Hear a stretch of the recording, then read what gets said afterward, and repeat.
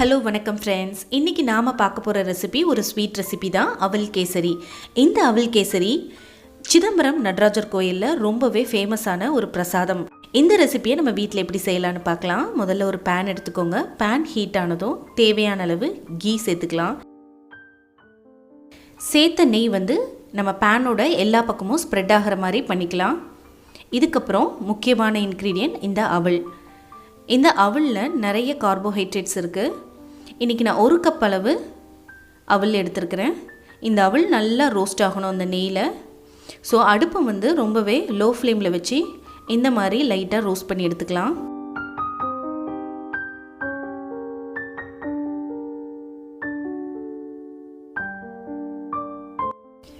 அவல் நல்லாவே நமக்கு ரோஸ்ட் ஆயிடுச்சு.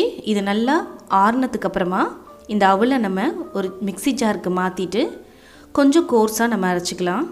ரொம்ப பவுடராக அரைக்காமல் ரவை பதத்துக்கு நம்ம அரைச்சி எடுத்துக்கலாம்.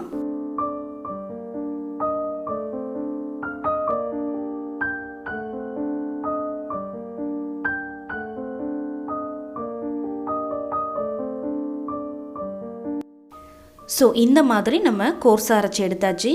இப்போ நம்ம கேசரி செய்ய போகலாம். ஒரு பேன் எடுத்துக்கோங்க. அதில் நம்ம எந்த கப்பில் நம்ம அவல் அளந்து எடுத்தோமோ அதே கப்லேயே நம்ம தண்ணி மெஷர் பண்ணிக்கலாம். 1 கப் அவலுக்கு 3 கப் அளவு தண்ணி சேர்க்கணும்.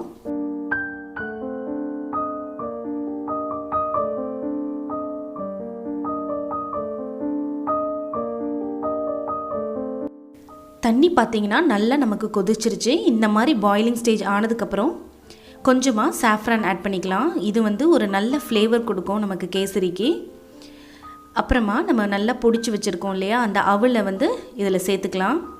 அவல் கேசரியில் ரொம்ப முக்கியமான ஸ்டெப் என்னன்னு பார்த்தீங்கன்னா, அல்வா மாதிரி இதை கைவிடாமல் நம்ம லோ ஃப்ளேமில் கலரிக்கிட்டே இருக்கணும். அப்போ தான் நமக்கு பர்ஃபெக்டாக நமக்கு எந்த வித கட்டிகளும் இல்லாமல் சாஃப்ட் அண்ட் ஸ்மூத்தாக கேசரி நமக்கு கிடைக்கும்.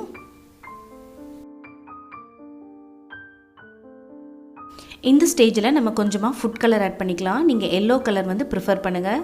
அப்போ தான் பார்க்கும்போதே நம்ம டெம்டிங்காக சாப்பிட்ணுன்னு தோணும். ஆரஞ்சு கலரும் ப்ரிஃபர் பண்ணலாம். பட் எல்லோ அசல் அந்த கோயில் பிரசாதம் மாதிரியே இருக்கும். ஸோ அதுக்காக தான் நான் எல்லோ போட்டிருக்கேன்.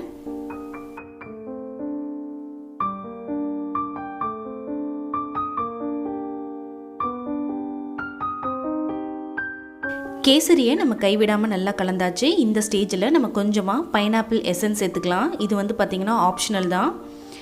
வேணும்னா சேர்த்துக்கோங்க, பிடிக்கலனா வேண்டாம். இதையும் போட்டு நல்லா நம்ம மிக்ஸ் பண்ணிக்கலாம். நம்ம போட்ட அந்த அவல் பவுடர் நல்லா நமக்கு வெந்துருச்சு. இந்த ஸ்டேஜில் கொஞ்சமாக கீ சேர்த்துக்கலாம். நான் ஒரு 4 ஸ்பூன் அளவு கீ சேர்த்துக்கிறேன்.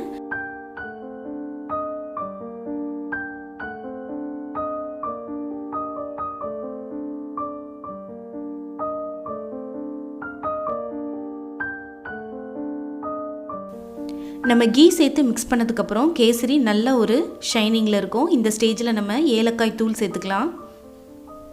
ஏலக்காய் தூள் சேர்த்ததுக்கப்புறம் ஒரு டைம் மிக்ஸ் பண்ணிவிட்டு இப்போ சுகர் ஆட் பண்ணிக்கலாம். 1 கப் அவளுக்கு 2 கப் சுகர் ஆட் பண்ணணும். அப்போ தான் கரெக்டாக பர்ஃபெக்டாக இருக்கும் டேஸ்ட்டு.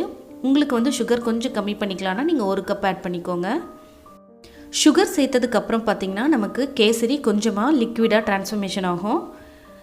அதுக்கப்புறம் நம்ம நல்லா கைவிடாமல் இதே மாதிரி மிக்ஸ் பண்ணிகிட்டே இருக்கலாம். ஸோ கொஞ்ச நேரத்தில் உங்களுக்கு இந்த மாதிரி கன்சிஸ்டன்சியில் கிடைக்கும். இதுதான் கரெக்டான பதம். இந்த அளவுக்கு நம்ம வந்தோடனே அடுப்பை நம்ம ஆஃப் பண்ணிடலாம். ஃபைனலாக நம்ம இதுக்கு மேலே நமக்கு பிடிச்ச நட்ஸை ரோஸ்ட் பண்ணி ஆட் பண்ண போகிறோம். ஸோ நம்ம மிச்சம் இருக்கிற நெய்யை எல்லாத்தையுமே இதில் சேர்த்துக்கலாம். ஒரு 10லேருந்து 20 முந்திரி எடுத்துக்கலாம். முந்திரி நல்லா கோல்டன் ப்ரௌன் கலரில் வரணும். அதுக்கப்புறமா ட்ரை கிரேப்ஸ் ஆட் பண்ணிக்கலாம், காய்ந்த திராட்சை.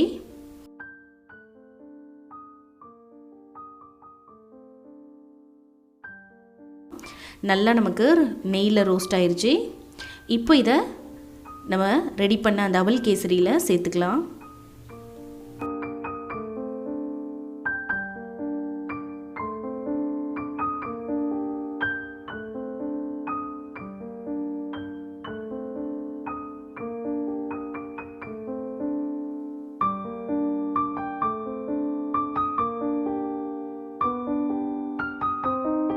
பார்க்கும்போதே நமக்கு ரொம்ப டெம்ப்டிங்காக இருக்குது. ஸோ இந்த ஈஸியான சிம்பிளான ரெசிபியை கண்டிப்பாக நீங்கள் வீட்டில் ஒரு டைம் ட்ரை பண்ணி பாருங்கள்.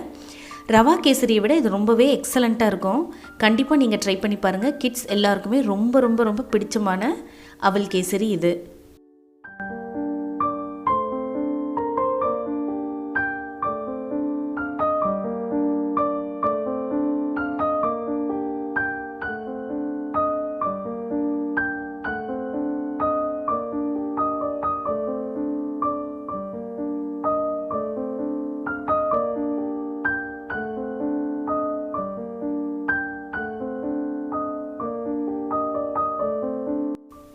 இந்த அவல் கேசரி ரெசிபி உங்களுக்கு பிடிச்சிருந்துச்சுன்னா நம்மளுடைய சேனலான சிட்டி சமையலை மறக்காமல் சப்ஸ்கிரைப் பண்ணுங்கள்.